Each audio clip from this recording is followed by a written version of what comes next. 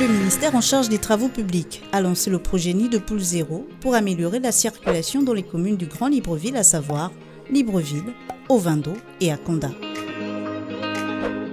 Munis de leur GPS, les ingénieurs et techniciens du ministère des Travaux publics se déploient chaque jour sur le terrain pour collecter les données topographiques sur les sites recensés nécessaires à la faisabilité des travaux.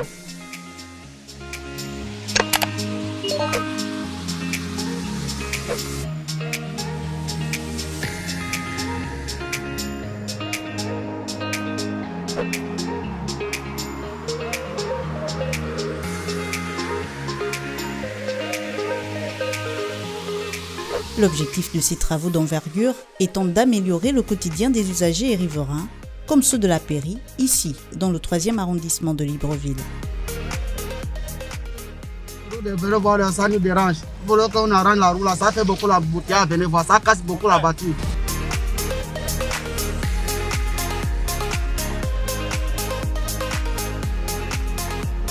Quand il a plu, le marché est vraiment dégradant, donc les gens ont du mal à accéder pour venir se ravitailler.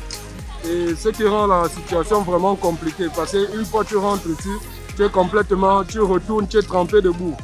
Si vraiment l'État pouvait faire quelque chose par rapport à cela, parce que ici c'est un marché de première nécessité, donc la majorité des quartiers de Libreville se ravitaillent par ici. Une triste réalité bientôt transformée en mauvais souvenir grâce à la volonté des plus hautes autorités de faire de ce chantier une priorité. Sur le terrain, avec ses équipes, le superviseur du projet Nid de Poule Zéro nous explique. Nous sommes sur le terrain pour faire des dégradations, relever toutes les dégradations qu'il y a sur les voies de Libreville et en même temps identifier le type de voie que nous avons. L'objectif, c'est de prendre déjà d'abord, identifier, puisque nous avons fait à l'origine déjà d'abord une vectorisation des voies. L'objectif déjà, dans un premier temps, c'est de confirmer le type de voie sur le terrain. On identifie aussi les zones sur les voies qui sont dégradées à l'aide du matériel topographique.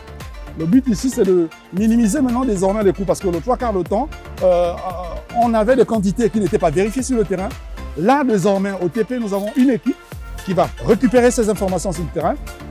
On calcule, on a la possibilité maintenant de remettre aussi des quantités aux entreprises.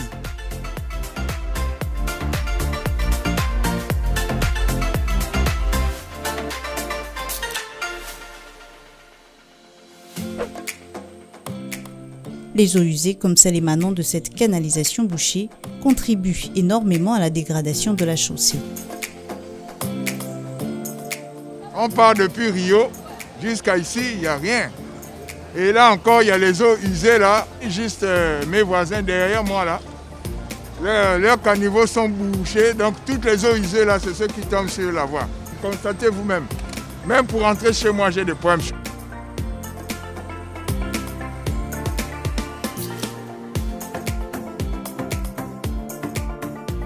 De dégradation de voies, le type de dégradation que nous avons, parce que c'est une chaussée déjà de ce tronçon, c'est une chaussée qui est complètement à refaire. À l'initiale, enlever tout ce qu'il y a là, refaire parce que c'est des vieilles voies. Le béton bitumineux n'aime pas de l'eau. Il faut d'abord commencer par l'assainissement. On regarde l'assainissement de la chaussée. Après avoir canalisé les eaux, on va maintenant reconstituer la chaussée dans son entièreté. En principe, on va restituer, la semaine prochaine, on fera maintenant le DQE, on fera tous les rapports de chaque voie, on va déposer à la haute autorité. Ce sera maintenant à eux de décider ce qu'il y a à lieu de faire. C'est parce que la route est bien plus qu'un besoin et un bien que la préserver est un chemin sûr pour notre essor.